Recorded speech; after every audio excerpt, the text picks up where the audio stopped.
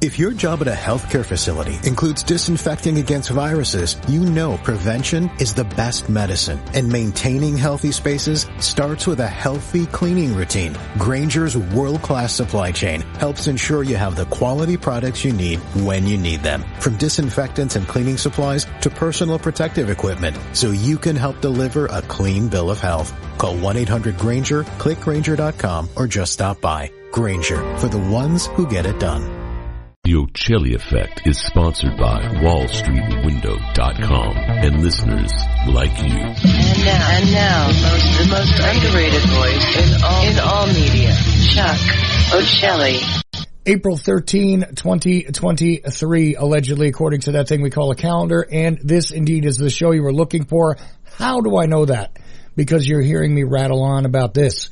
Anyway, it's Thursday, and I am happy, as per usual, to have one of my two rotating lately co-hosts on a Thursday. We've only been able to get either Mike Swanson on a Thursday or Larry Hancock on a Thursday, except I think a couple of weeks ago we had them both.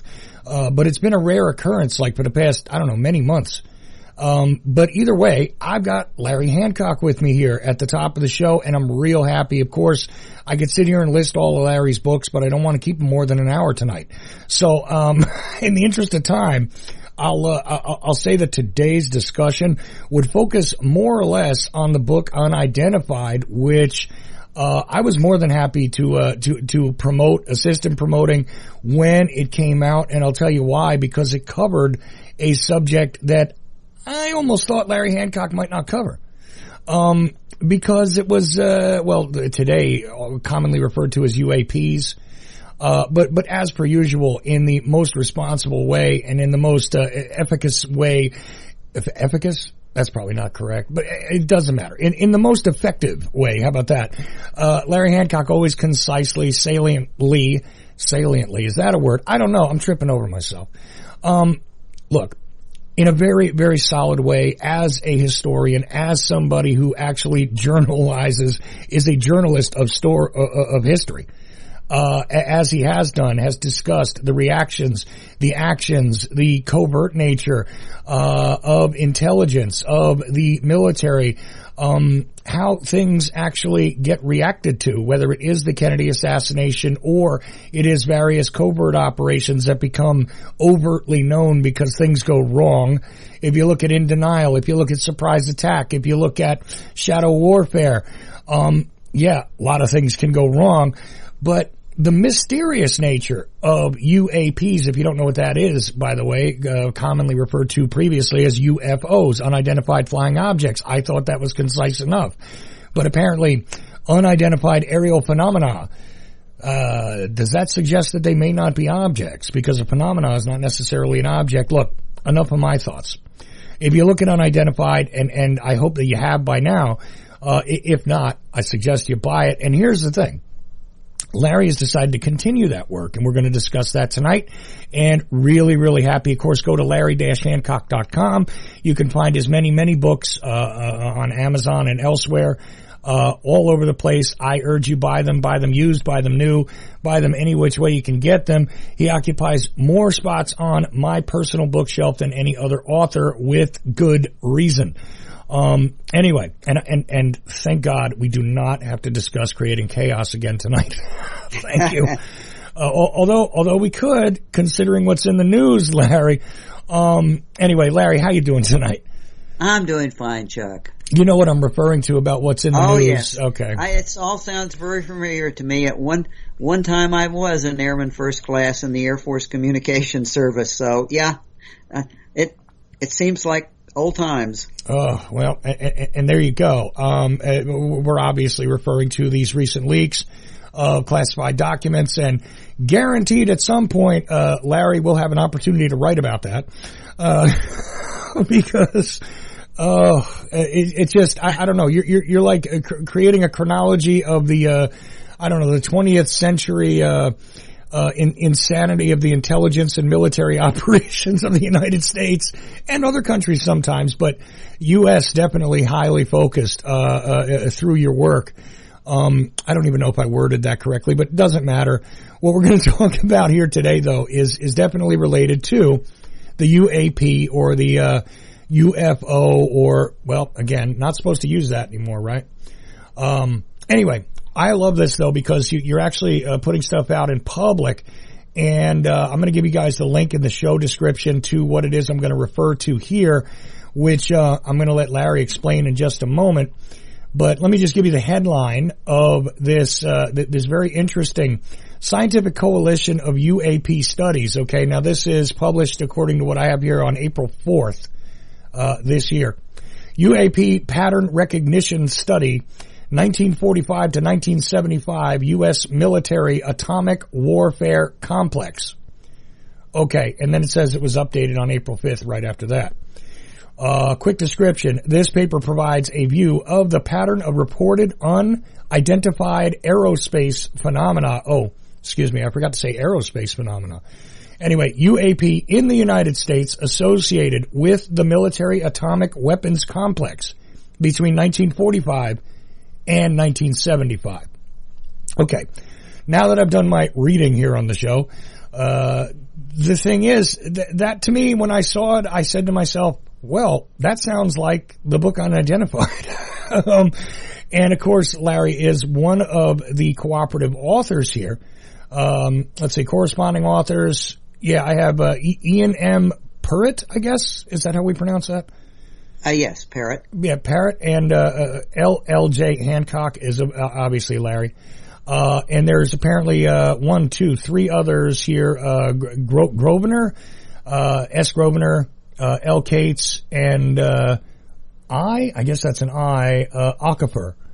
Ike Ochelli. We have people on the team from Canada, New Zealand, Chicago, Texas. It's a virtual team that's been working on this hundreds of hours over at least 3 years now. Right, and this is the Scientific Coalition for UAP Studies, which also has some social media links, including a YouTube channel here. So, you know, there's plenty of stuff you'll be able to link to if you go to the provided link in the show notes, and I'll try and get it over to Ochelli.com in the chat room. I know we're not heavily populated over there at the moment, but I think I'll put it forward. And so, Larry, how do we go from, you put out Unidentified a couple of years ago, you know, the years fly by and your work blends together for me. If your job at a healthcare facility includes disinfecting against viruses, you know prevention is the best medicine. And maintaining healthy spaces starts with a healthy cleaning routine. Grainger's world-class supply chain helps ensure you have the quality products you need when you need them. From disinfectants and cleaning supplies to personal protective equipment, so you can help deliver a clean bill of health. Call 1-800-GRAINGER, click Grainger.com, or just stop by. Grainger, for the ones who get it done. Thinking it was, 3 years ago you put it out? No, I think it was like more than that. It's probably been 5 now. Oh my. Okay, 5 years ago. Sorry. It does, yeah. It does all blur together, but I mean, actually, Unidentified was an outgrowth of the work I did in Surprise Attack, which dealt with national security alarms, emergencies, alerts. A lot of the research I did for that book in terms of how the system is supposed to respond to threats, warnings, anomalies, kind of laid the groundwork for returning to the subject of UFOs and focusing a study on, as I say, UFOs in regard to national security. It's like, how did the national security complex respond to UFOs from the very beginning? How did it respond to UFOs in private, internally, versus what it was telling the public externally? Now, this is far different from the typical work in this genre, which usually just talks about what the public knew, what the military knew, and what was covered up.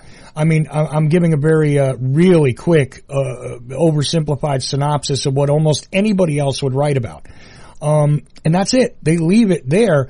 They never really discuss fully exactly what this means. I mean, the breakdown, which you do often, and not just with UFOs or UAPs, excuse me, you know, again, but every type of emergent situation, pretty much, you have covered in one way or another, so that makes perfect sense that you would again take a look at this, because real world, okay, if they're not expecting an aerial phenomena to occur over their heads, it would be, on the most pedestrian level, the Air Force's responsibility to know what the hell is going on in the sky, especially over territories that they are supposed to be protecting.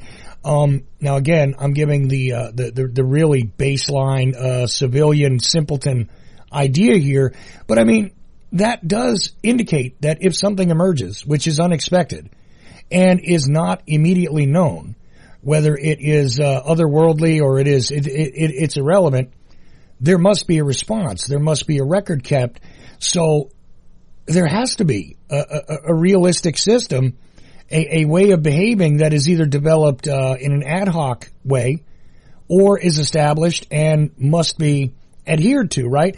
I mean, that's it. There are standard operating procedures. It's the military. Intelligence or operational, it's the military. There are standard operating procedures. This is what you're supposed to do. These are the rules of this. These are the rules of that. I mean, am I going too simple here?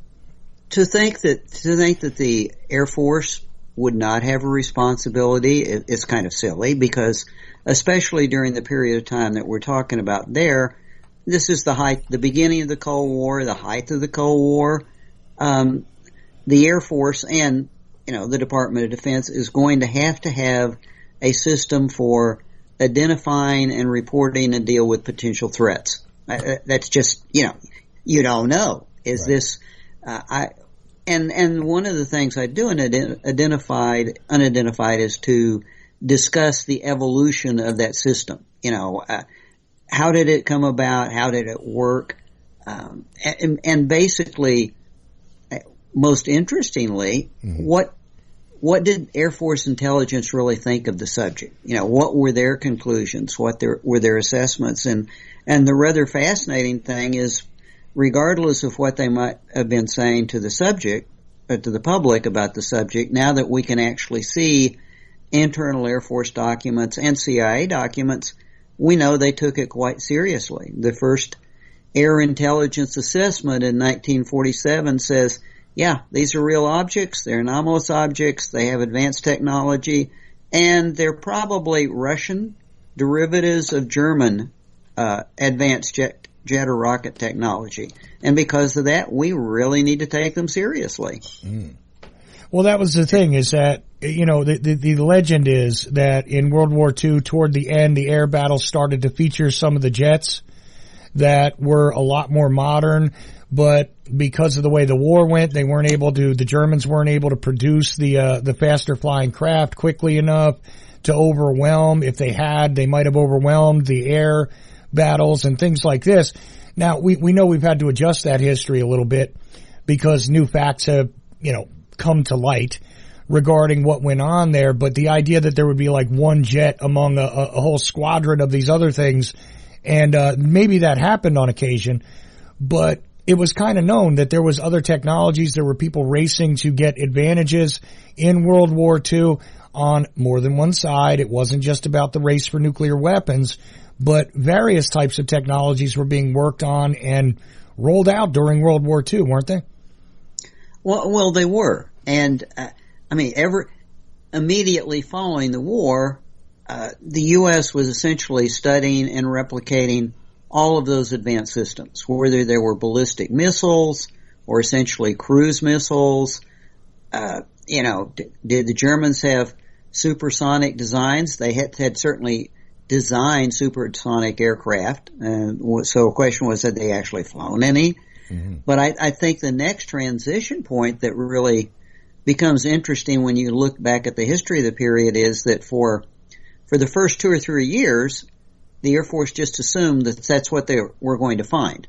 Air intelligence assumed that they would find that the Russians, just as we were, had taken German scientists, and just as they were taking German scientists to build ballistic missiles, and we were taking German scientists to build ballistic missiles, that's what we were seeing. Well, one last interruption. The interesting thing is, what really happened is this, as the reports continued, the anomalies became far greater. The objects that were being reported could in no way be could no way be defined in terms of their performance, their maneuvers, as anything that was a known technology. And by about 1952, both the Air Force and the CIA had assessed the fact that these were not Russian, they were truly anomalous, and that their attention appeared to be focused over the southwestern U.S., over our atomic development facilities, which is why, as you said, Chuck, what we've done in this recent study is really takes that concept. It's kind of like, okay, if that's what the Air Force thought, did they really study it? Were they able to study it? And if they didn't, somebody should. Well, simultaneously, this was the thing I was just trying to interrupt you for, which is the last thing I want to say before you continue on with this storyline, which is essential to understanding what it is that you present here and what you have presented in Unidentified, quite frankly. Here's the deal, though. The Russians had captured German scientists as well. We know about Werner von Braun. We know about his involvement in the space agency. We know about many other scientists. We of course heard about paperclips. So there were archives captured. There were intelligence agents captured. There were scientists captured. Now, by the time we're sorting all that out and into the 50s there, you got to say there's got to be some assessment and some dealing with it and some organization and now some assessment of what the Soviets had gained, right, through their assets and what did they gain from the German technology, etc. So all of that has to come into play during this time as well, right? Because maybe if you've never heard of a rocket before, it does look kind of strange that there's a flying missile. And we have other types of things going on. There were helicopters. There were all sorts of things that they were trying. And some things are the stuff of legend. I've seen people present that, literal like flying saucers were being created and attempted by more than one group during that time period. Now, this is the funny thing, is I don't really want to get into that, but all of it had to have been assessed at that time, right? Because of the capture of the assets, so they had to know what assets they had, and then they start guessing at what the Soviets had, obviously through information that was gained, from their own assets. Okay, so which guys are we missing here? What might we be missing that you guys know about? Maybe you weren't on these projects, but what do you know about the other projects, etc.? And I'm just talking about the human intelligence angle, not to mention the captured archives, the captured other intelligence agents that might have been from elsewhere who observed other things. You had to analyze whether any of their stuff was any good, et cetera, et cetera. So this is quite a sorting period there post World War II. But as we go forward and into the 70s, as this pattern recognition study goes, it gets pretty intense because it seems as though this emerged at exactly the same time as the atomic technology started to become more widely used or more widely stored in places in the United States. Or am I wrong about this? No, and to kind of merge that together, just to, as you just said, basically the first response during this sorting out period, which is a good phrase to describe it, the first place the Air Force went was to Germany. And the first thing they did was to interview those German aircraft designers and the people that built the prototypes for some of the jet aircraft and flying disc, by the way, something that would look very much like a UFO. They went to those people, they tracked them down, they interviewed them, they looked at what they'd been doing, so on and so forth, and immediately concluded, no, it's not these guys. And by the way, they were the guys that were doing it for the Germans. Nobody else was doing it. The Russians tried to get these guys. The Russians did try to get them, and it didn't work. And so they had to write that off. What they did find that you kind of alluded to is what the Germans or the Russians did get were a set of German rocket designers that were involved in building ballistic missiles and cruise missiles. And so the immediate thought was, well, okay, the UFOs maybe, but maybe some of them are these rockets. And what really encouraged that thought is in 1946, 47, there was a whole wave of sightings over Scandinavia that looked a lot like missiles. Right. That they looked like ballistic missile tests, and the assessment was, well, okay, maybe the Russians, okay, we know we got some German missile designers, and they're testing those out. So what we're seeing is, it was kind of a diversion away that they had to sort out that, okay, that's the Russians. And everything was good. It's kind of interesting, Chuck. It's sort of like everybody's worried at first that it's the Germans or German technology. Maybe it's the Russians with missiles. And then we kind of know it's okay.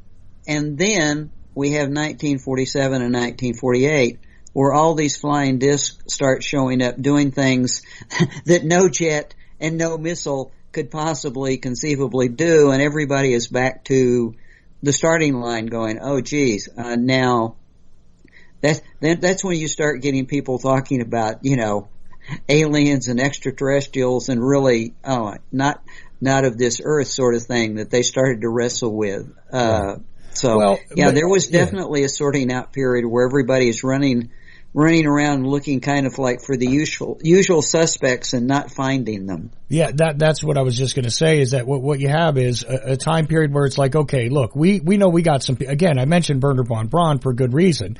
And the V-2 rockets were known about, stuff like that. I mean, the Germans had put together some interesting technologies. So of course, why not check there and see what they have? And then when they found that none of those models seemed to work, or, a bunch of things like that, well, okay, so it's not the Germans, and it's not somebody who stole the German scientists. We know what the Russians have. Okay, we got some, they got some, sort of like we'll figure out who got the better, part of the deal there eventually. Sort of like the division between West and East Berlin, right? Here we go. We split the difference on the technology, sort of, between the Soviet Union and the U.S. I'm really oversimplifying the assessment, but then again, like you said, these other phenomena arrive, and then somebody says, well, this doesn't fit any of the known things that we've just spent all this time sorting out. So, and it didn't just, it wasn't one or two incidents. This became, as your paper suggests, a pattern. So can you explain that pattern in brief? Yeah, obviously, the Air Force had smart people. They started a UFO project under different names, and eventually it was designated as Blue Book, and it received a certain amount of priority within air intelligence. Obviously, the first priority for the Air Force is going to be exactly when are we going to see Russian nuclear bombers overhead? Who cares if these aren't Russian bombers? We'll take a look at them, but we know what the real threat is, right? The Russians have long range bombers and they have A-bombs. So that's the day's priority. But, so air intelligence started looking at the individual reports and doing, built maps of where the sightings were occurring. And by 1952, there are actually documents that go, both the CIA and the Air Force was concerned about a proximity of these incidents to the atomic facilities in the Southwest. And that's when they actually made an effort to take it above the level of the CIA to the National Security Council and to actually get a strategic study started. I mean, there are groups way up the intelligence chain of command that do strategic long-term studies, they're called indications analysis, intentions analysis, threat and warning studies, and they wanted to get that assigned to somebody and actually hand it off to them.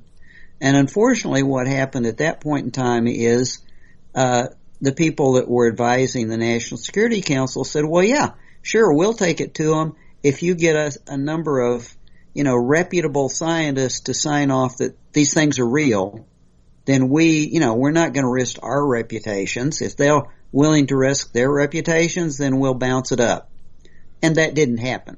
I mean, they couldn't get a panel of scientists that were really felt that it was ironclad enough to risk their reputations, saying that these were truly unknown anomalous physical objects. And it died. And there was no strategic intentions analysis ever performed. So fast forward to about 4 years ago, 3-4 years ago, after having done Unidentified and gotten familiar with the techniques, at least as a layman, of intention studies, I proposed to the SCU that we kick off a project and recruit a team to do what had not been done before, which was a true strategic intelligence study over that period of time. We put together the team. The team has data analysts on it, statisticians on it, and we started out building a model. And the first thing that anybody does in strategic intelligence analysis, it's not science. It's you got to base the fact that you can't control it. You're getting information on somebody else's agenda. If it's an adversary, you only get bits and pieces here and there, and you can't control it. It's not like science where you can replicate it and say, oh, I'm going to look again and again and again and study it. No, it happens when it happens. Mm-hmm. So we took their model, the model for intention studies, and the first step in that is to build a large baseline of data, as long as you can, which is why we picked almost 30 years of data. We compiled a database, and then we did a pattern analysis and a statistical analysis to say, hey, is there something going on here that would show that there was anomalous activity in the atomic warfare complex, which is the radioactive material sites like Hanford and Oak Ridge, the weapons assembly sites like Sandia and Pantex, the national stockpile sites. Those are all part of the basic complex. And then, okay, we'll look at that and see if there's anything strange going on. Then we'll look at where the weapons were deployed, SAC bases, ICBM bases. That was a lot of work, as you can imagine. And if you take a close look at that paper, you will see that we studied dozens and dozens of installations for levels of activity. And then we set up other locations where you could say these are control sites. Were they experiencing the same thing? Are we fooling ourselves? If they're experiencing the same level of activity at the same time and they're non-atomic or they're regional population centers, maybe there's nothing really going on. So the first question you always say is there something anomalous? Okay. You don't. Now, with that, reconfigure it, Right. Now, with that, here's my question, this, I have not read the entire study, so it might be a stupid question. I apologize if it is. But, okay, you have a control where you say to yourself, all right, let's pick a place where it is not sensitive as far as atomic technology is concerned. Let's pick a few places and see if we can get the same pattern of activity, perhaps. There is a general sort of pattern of activity over all military installations. And then you compare and contrast, you figure whether there is or isn't. Another question, though, because you are mainly, it seems like, dealing with the U.S. collecting intelligence on itself, did you happen to take a look at the large amount of data that was released, say, by the United Kingdom not too long ago to see if they had information on the same? Because even though they were an ally, they may very well have had intelligence assessments about this activity or the behaviors of the U.S. We know very well that, allied or not, people spy on each other and do collect intelligence on one another. That would be the more polite way to put it, at all times. So did you take a look at any foreign nation studies regarding that, or was it only U.S.-based stuff also? We did not, for a couple of different reasons. One reason is interesting. You have to be able to tie your study down to very specific geophysical locations, okay? Okay. And I will tell you that even when the Air Force tried to do something remotely similar to this about 1952, this information's classified. In 1951, 1952, we're still at war in Korea. Right.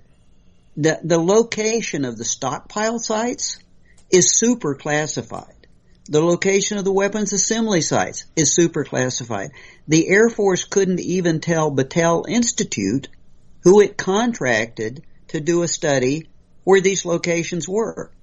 So they couldn't do it. Oh. They actually just divided the map up into geographical regions and did something that was pretty meaningless. But, certainly a foreign nation better not know that we have a stockpile site at Killeen Base in Texas, or Bossier Base in Louisiana, or another base in Tennessee. They should not and did not have that information. They studied their own to some extent, but even then there's a really in-depth French study. We're talking to those folks that studied atomic incidents in France. Okay. But it looks like they weren't able to divide it up into, what was military, what was non-military, what was a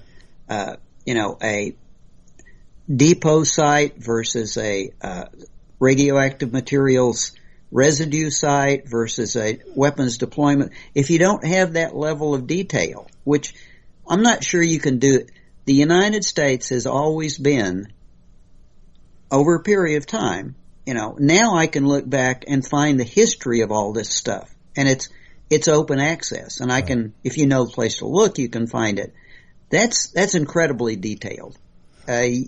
You could have never have known that about the other atomic powers. So in fairness, without the highest level of clearance in 64, you wouldn't have been able to conduct this study because you would have had no idea where the more sensitive areas are. Like you said, when you're talking about atomic residue, you're literally talking about where the fuel is for the bombs. That was not known at all at that time, right? So you can't possibly study that back then.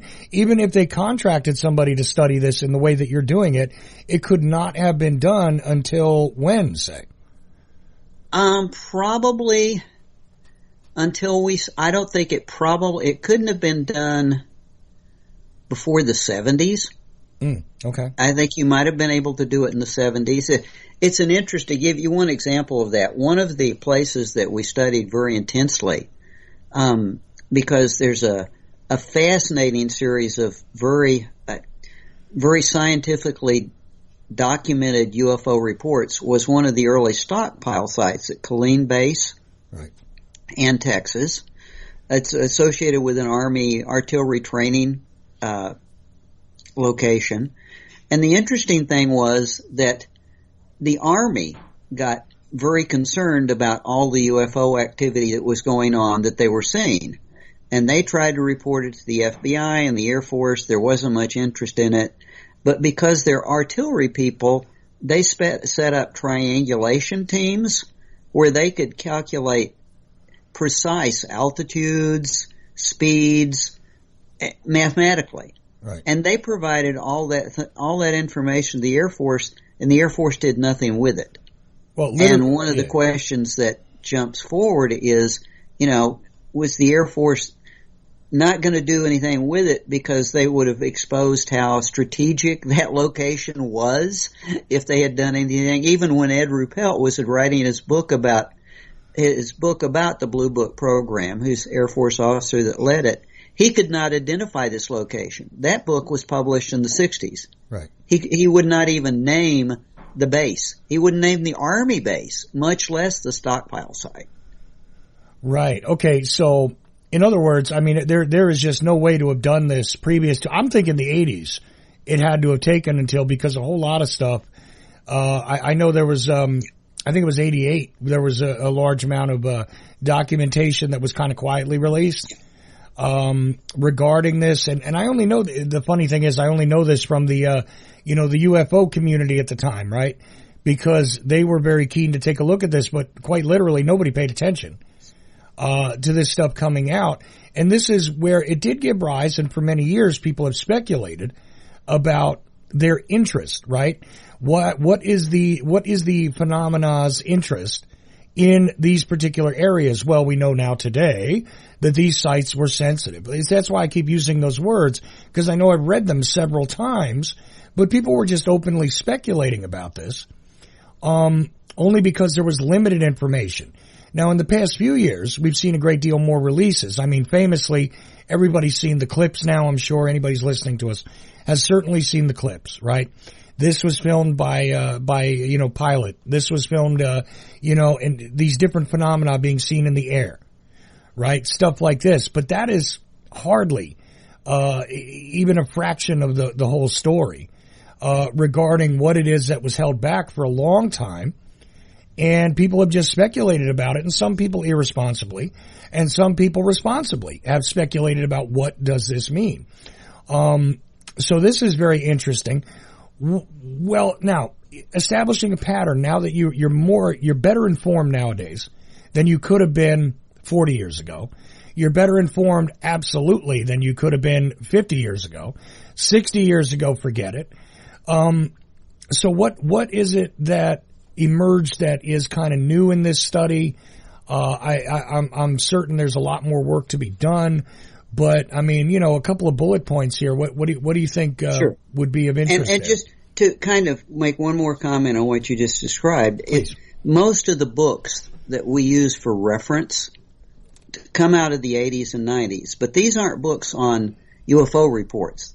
That's another story entirely. Right. These are books that itemize where the various air defense stations were, where were the interceptors, where the radars, because I can't evaluate what was going on at say like Hanford, the radioactive plant at Hanford. I can't evaluate that versus different controls unless I know the scope of radar coverage for Hanford versus an Air Force base in Washington State versus a population. So I've got to know where all the radars are. I've got to know where the interceptors are stationed. I've got to be able to plot flight paths and say, was that UFO going over Hanford or away from Hanford? It's going over Hanford, I count it. If it's not, so there's a tremendous body of support information outside the UFO incidents themselves to be able to evaluate them. But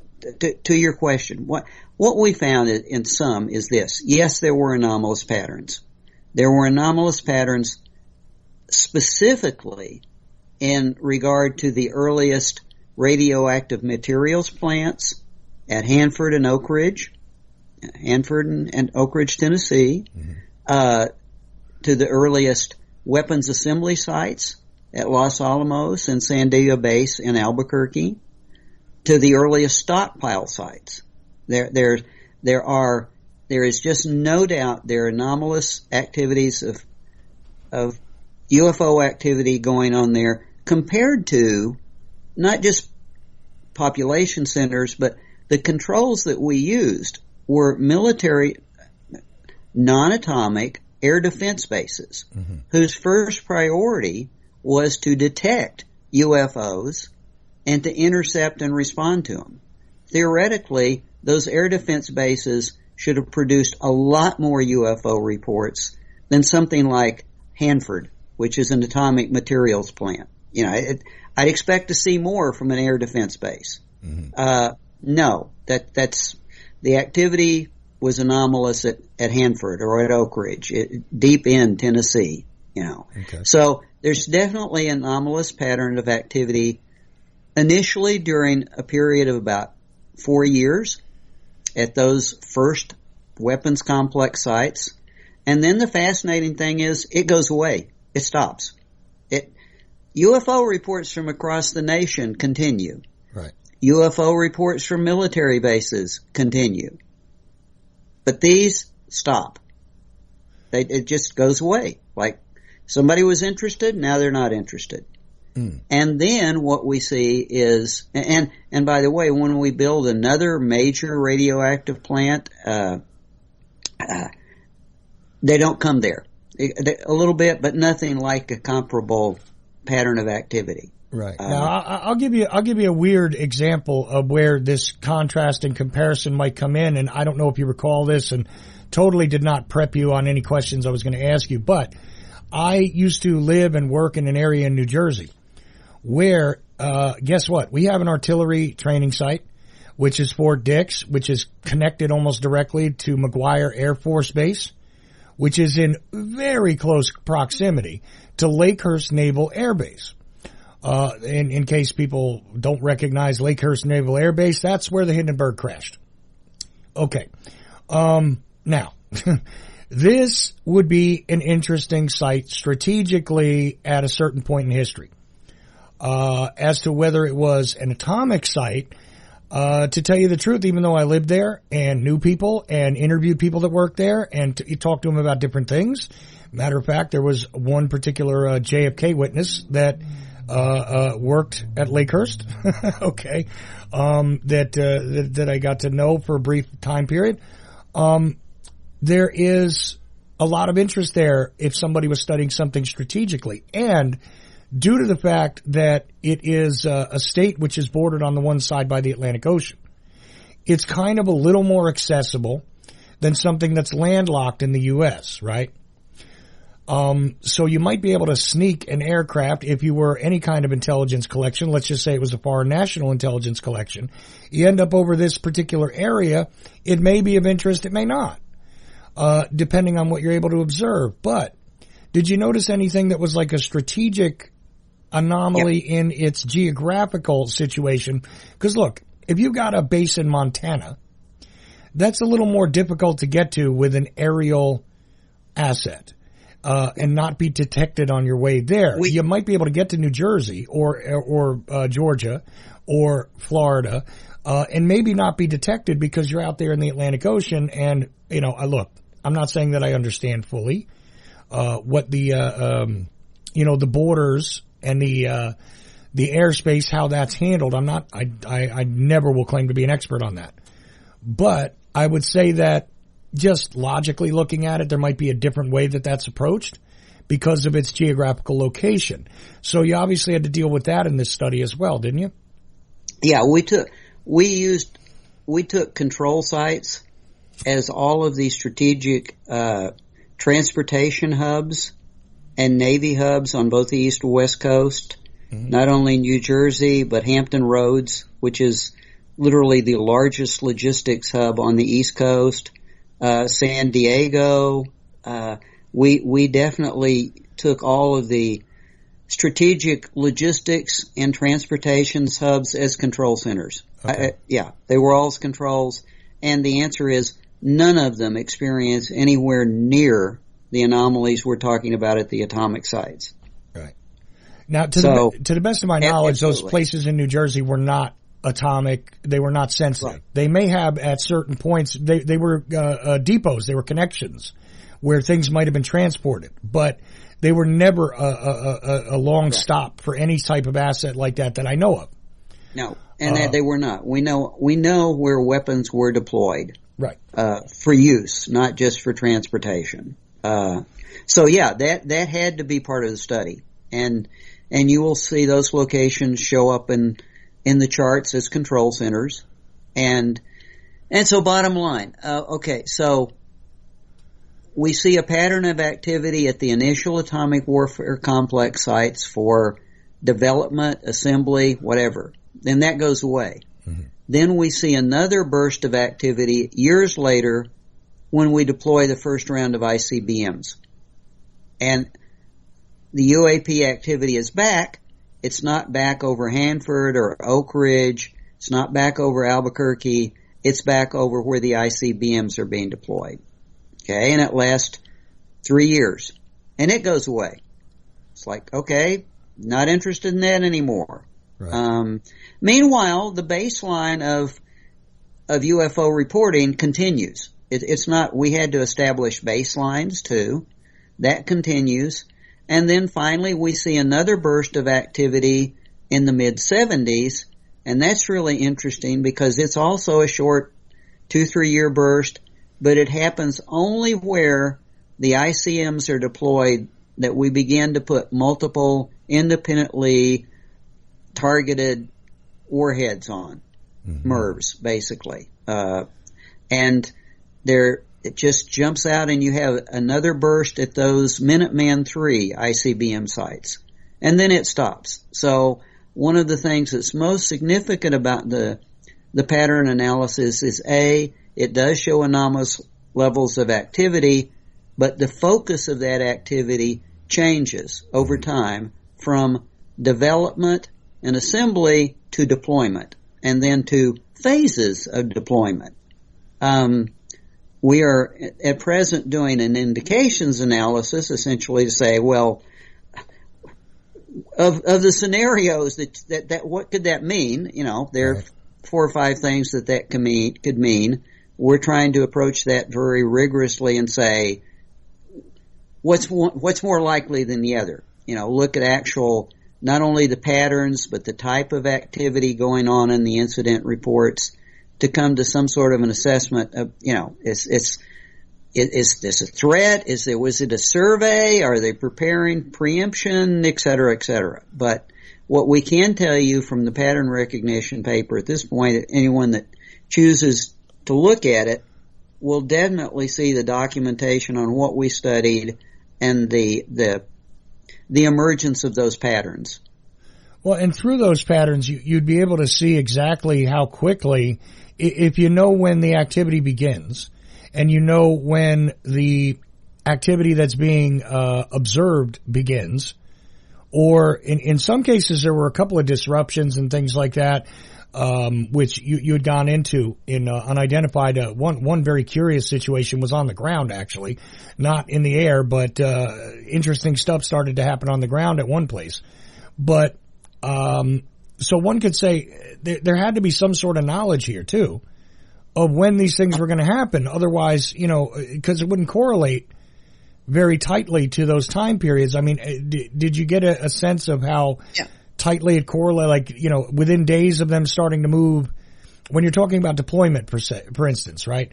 Is it within days of deployment it begins to amp up, or is it immediate? Is it within a couple of weeks? I mean, do you have a window? I would say when the ICBM sites go under construction, as soon as the silos are being dug and before the missiles are necessarily in place, it starts. And you have construction workers reporting and security people reporting the UAPs. When the missiles are installed and operational, it's at its peak. And then it starts dropping off dramatically. When SAC starts, initially there were only like half a dozen national strategic stockpile sites, such as the Killeen base that I mentioned. They're called Q sites. Okay. When SAC began to deploy atomic weapons at its air bases, then you see ground level activity, not at all of them, but some of them, and that's immediately as when they start to put H-bombs in not silos, but storage bunkers on air bases, then you see low altitude UFO hovering right over atomic bomb bunker. You know, and are there a lot of those? No, but as you said, certainly what would be kind of an implicit statement that you derive that is that whoever's operating these UAPs knows what atomic weapons development looks like. Right. They know what radioactive material production looks like. They know how to spot it. They know how to identify it, which is easy enough. I mean, you can look at the techniques we use to study the Soviet development, the Indian development, the Chinese development, the German development during World War II. There are things that you do to collect information. Whoever's operating these knows what atomic technology looks like, what weapons technology looks like, what delivery systems look like, and they know what to look for. They're not just stumbling around. They can to know being able to recognize an ICBM field under construction, or when a SAC base is starting to assemble a stockpile of H-bombs locally, that somebody knows that not within days necessarily, but certainly within months, for your question. Okay. So they know what it looks like, and they know how to separate military development from peaceful. We looked at all the atomic energy plants that were built during the 50s, 60s, and 70s. Right. there's virtually no apparent, there are a few anecdotal reports, but there's nothing like this level of activity at power plants. Okay. It just didn't happen. So, because my next question, they know the technology and they know how to differentiate between peaceful power use from weapons. Okay. Because my next question was actually going to be about conventional military, because clearly during this time period you have the Korean conflict, you have Vietnam, you have other military activities that the U.S. was involved in. So there were movements of conventional technologies from place to place. And this type of phenomena doesn't seem to be highly concentrated on any of that. So it's not as though they were just interested in weapons in general or war, but they were particularly interested in the atomic assets. Is that right? Yeah, the way I would describe it is there's a level of activity over conventional military bases, not all conventional, but types of conventional logistics bases, training bases, air defense bases. There is a level of activity that goes on there over the period of the study that's probably equivalent to like the general baseline of UFO reports. Commensurate but with the baseline. It's not really anomalous, nothing like the atomic sites. So it's not like that's not occurring, and in fact that's important because you would expect people there to be reporting if they see something. Okay. Yeah. But well, it's not anomalous. Well, they should be, because one would expect just typical observations, right?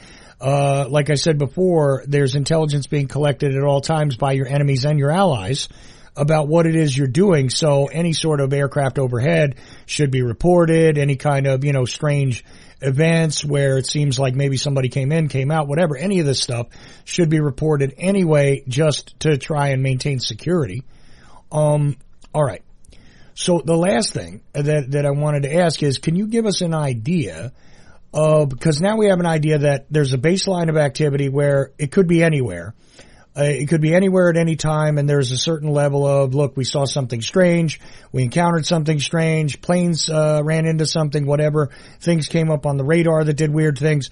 That kind of thing might happen anywhere. What is the difference between the concentration and the baseline and these anomalous periods? I mean, can you give us a sense of, is it like something that you could say, okay, well, over the course of 30 days, typically there might be 5 reports about anomalous things. And in these cases there are, 30? Give us an idea what the marked difference is. But just during a window of time. I think that's the difference. It's when people write books about UFOs, mm-hmm. they pay no attention to the chronology. Okay, Chuck, this is Larry talking again. Right. Chronology tells you the story. Everything doesn't happen at once. You can't overgeneralize. Okay. So, yeah, I could tell you that if I was at White Sands Missile Base during 1947, 1948, 49, there would be things reported, daily. UFOs reported daily, whereas if I was somewhere else out in New Mexico, no, you're not seeing them. So ratio, it depends. It's time dependent. Right now, for example, there are a ton of UFO reports that are submitted. Thousands of UFO reports are still made. Most of them are still misidentifications. But if I were to look at certain specific places, and right now, the places where the activity is happening is over the Navy test ranges off San Diego and off South Carolina and North Carolina. Mm-hmm. I will tell you that for a period of time, off the Carolinas, there were pilot reports of UAPs daily, weekly, enough so that they were considered to be hazards, quite frankly, right, for a period of time. So there was another burst. Unfortunately, we don't have the numeric data. The government's not going to give that to us to compare those levels to what was going on historically. As a matter of fact, there does not even appear to have been a reporting system. The only reason we ever even started hearing in the press that was happening was the pilots got so concerned about these being safety hazards that they began to talk among themselves, and they began to file safety reports. Right. But as far as a UFO reporting system, we all know that the Air Force discontinued their system in 1969. And the biggest thing that's happened over the last 2 years is DOD actually appears to have reinstituted some sort of UFO reporting system, although we still haven't seen it. Right. We still have not seen the directives. We've still not seen the chain of command. So it's impossible to compare what's going on now to what went on historically, which is not the answer to your question. But the answer to your question is, yeah, during those burst windows, as we're calling them, there was a very noticeable difference in ratio. And enough so that statistically it stands out as statistically important at places like Hanford and Oak Ridge and White Sands, because what we did find, we wanted to say, hey, is what's happening at the atomic sites, is there any corollary to what was happening to weapons development like rockets and missiles? And the answer was there was 100% correlation. Whatever was going on in the monitoring of the atomic sites was going on, that level of activity was going on at White Sands. Okay. Well, and it does make sense because publicly, again, because of the release of those videos that I mentioned before, the part of the, the statement that was released with them, right, was specifically what you just mentioned, is that some of these things have become hazards. And there are problems here that there's such a high concentration of this. And I mean, there was only a handful of videos released, but they were saying that this is the problem. We're actually having a hazardous situation here where there's, not hostile interactions, but, since it's unknown and there's no way to communicate, there's no way to control the traffic. You don't know what this element in the air is going to do. And again, it's still remains as yet unidentified. They don't know who's controlling it or what it is even. And that was sort of admitted. I found that interesting. But again, we have no way of having insight as to what's being reported, what the level is actually outside of their given statements. We don't have the data. We don't have a hard way of looking at that. Is that correct? That's absolutely so. And that there's now supposed to be building the database, and they're supposed to, it's kind of a re-kickstart. But the fascinating thing, when the Air Force closed its study in 1969, they closed it by saying, look, we've looked at this for 3 decades, and we've found not a single indication, an incident reflecting hostility or an active threat. So this is not going to be a priority for us. Right. It is interesting that as DOD and the groups are reporting on these over the last couple of years, the same language is appearing. It's like, we don't know what they are, but there's been no evidence of hostility or threat. So that's the good news. Right. It's like, okay, this, but we're not, and I will say this, there's no sign that they're looking at them with the methodology that we're using in terms of pattern analysis and historical baselines, because all they're doing when they issue their reports is they're just looking at them one at a time, just like the Air Force used to look at them one at a time. And if you look at them one at a time, you're never going to see what we're seeing in this report. Well, that's the interesting thing. I mean, perhaps they will database it and come up with a way to do what you're doing now. But we don't know, and we won't know, probably for several decades, exactly what was collected at this time. Is that an accurate statement, you think? They certainly have professionals that could do it if they assigned it to them. Again, there's no sign that that's happening. And of the groups that have been put together, they're providing, there's no sign that any strategic analysis group is involved in it. It's basically it looks more like and sounds more like the Air Force Project Blue Book. We're going to take reports, we're going to try to identify them, and we're going to make lists. And that, if they're doing something beyond that, they're not telling Congress they're doing it. Right. Well, because that's the other thing. Maybe they're telling them behind closed doors. Nobody invited me. Well, that's true, but the public declarations, and there's been hearings on this, right? Yeah. That we've been able to observe, but as per usual, when certain classified material comes in, what do? They shut down C-SPAN, they go into another room, and okay, now here's the stuff you can see in the skiff, which we would not be privy to for a long time, if ever, right?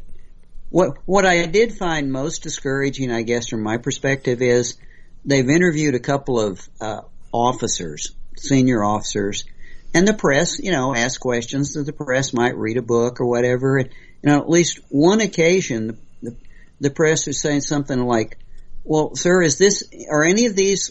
What about what's going on with our missiles?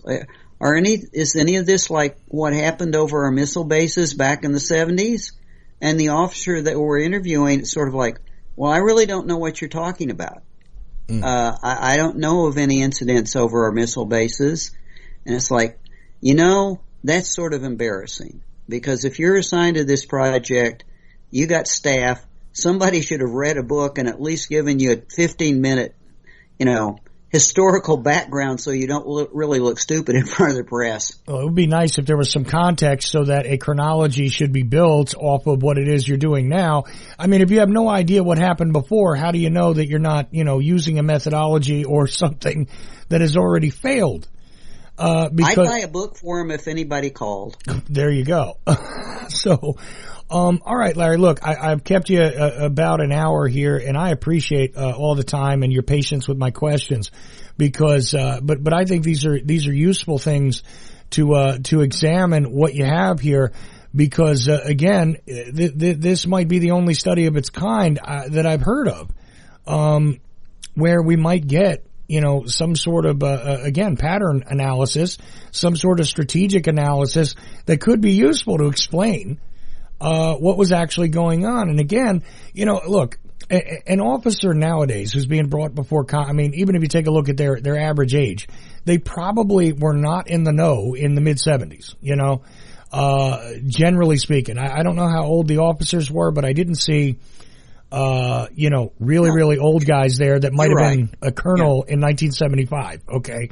I saw younger people there. So I would say that they had no organic access to that history, but as you said, it would probably be useful if somebody got that information to them, and they didn't just, have no answer when being asked, is this like something we've seen before? I always thought that's what you have sergeants for. Yeah, I always thought that they had to be read in on that kind of thing so that they could know. But, but again, what do we keep learning over and over again? That sometimes it takes many repeated actions before somebody learns a lesson. Would that be a kind way to put it?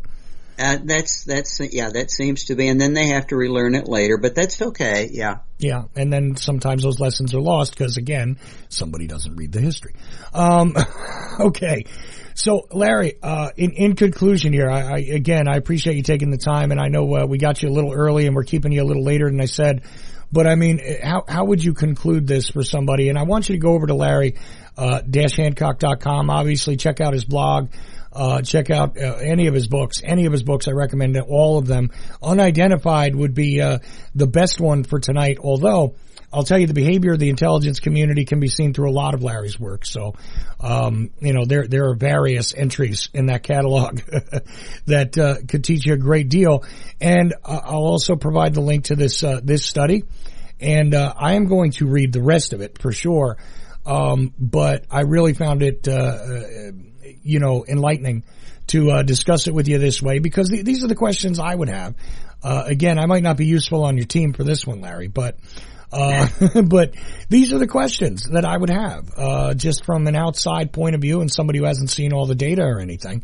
I would say, look, what does this mean? That question you answered without me asking it, because ultimately, that's what it comes down to. What does this mean? If we don't have a threat, and that's fair enough that they study it from that point of view, is it a threat?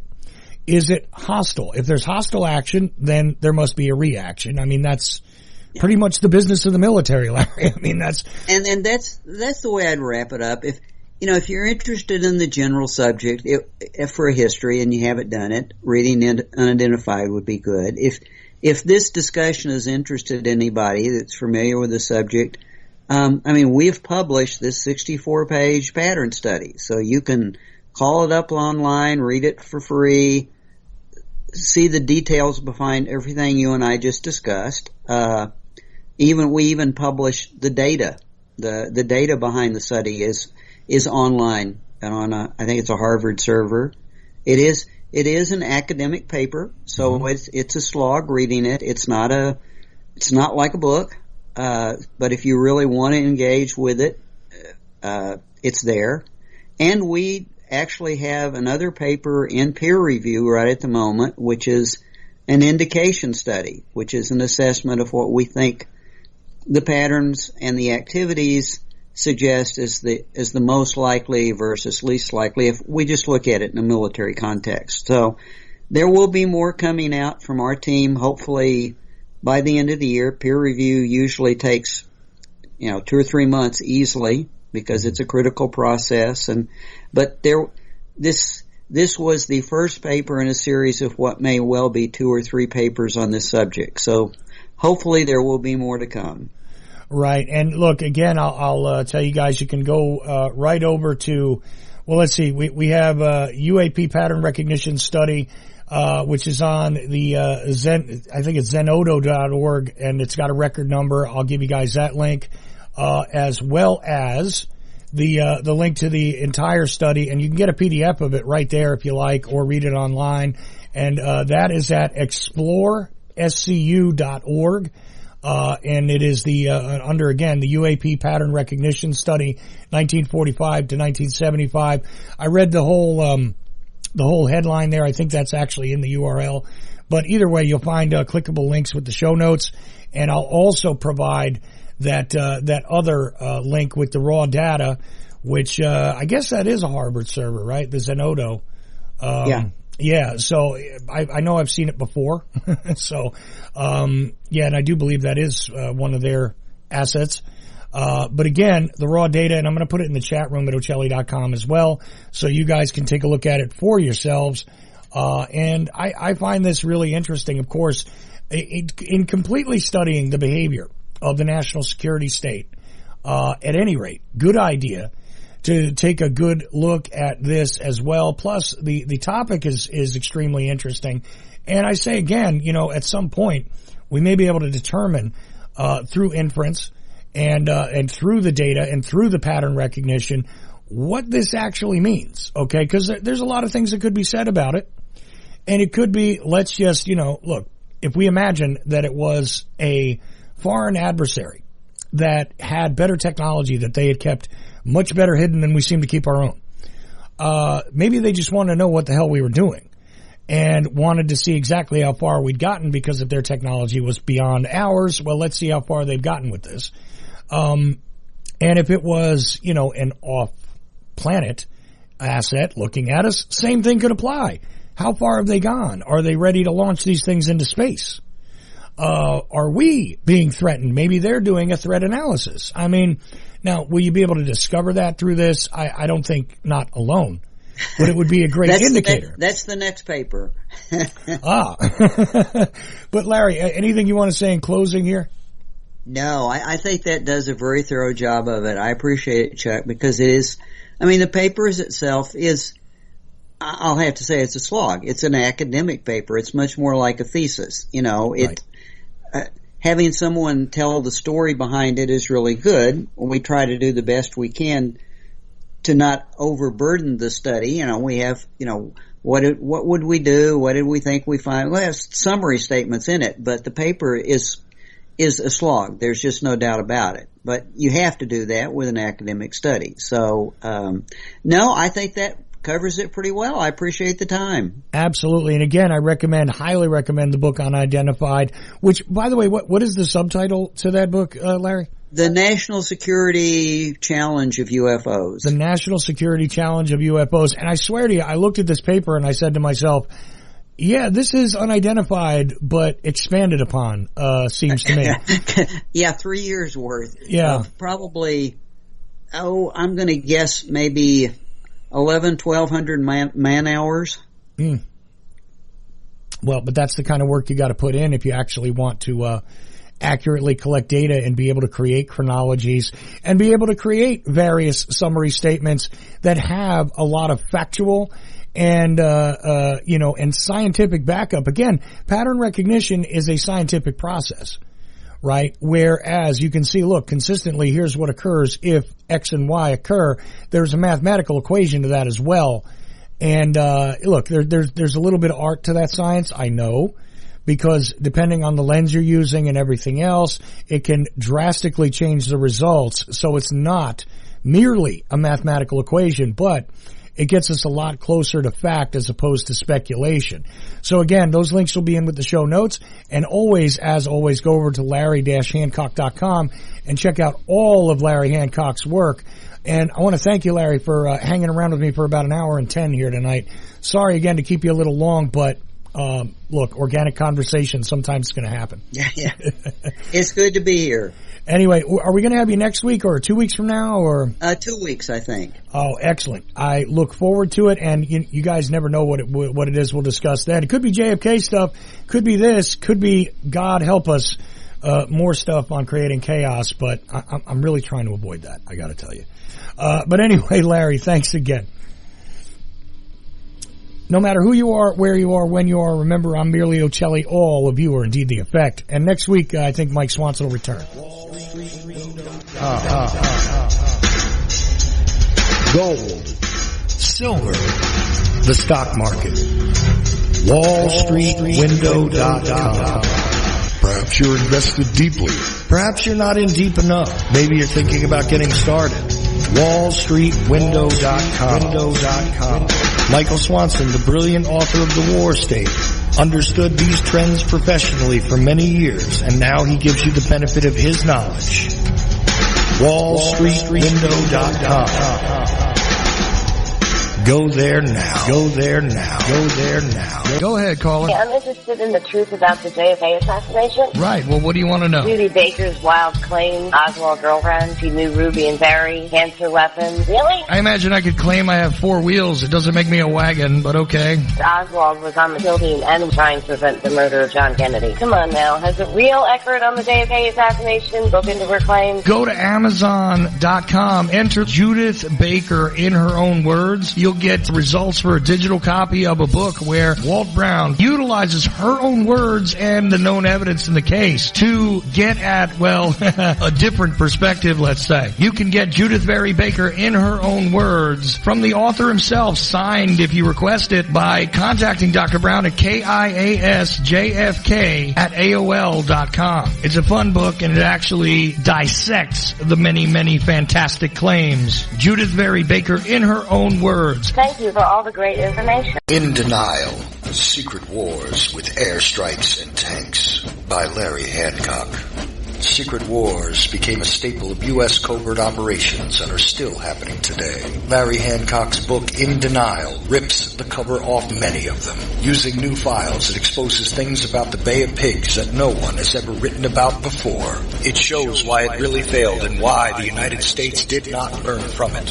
It also shows why other countries today are doing secret operations with more success. This is the book that puts what some want to deny into the light. In Denial, Secret Wars with Airstrikes and Tanks. Larry Hancock. For more information, go to larry-hancock.com. Pick up your copy of In Denial at Amazon.com in digital or physical form. The Ochelli.com radio network. Nuclear holocaust. You know what uranium is, right? This thing called nuclear weapons and other things, like lots of, you know what uranium is, right? Bad things. Things are done with uranium, including some bad things. Nuclear holocaust. This is James Ford, formerreport.com, and you're listening to the Ochelli Effect at Ochelli.com. Nuclear holocaust. You know what uranium is, right? Ochelli.com. Revelation through conversation.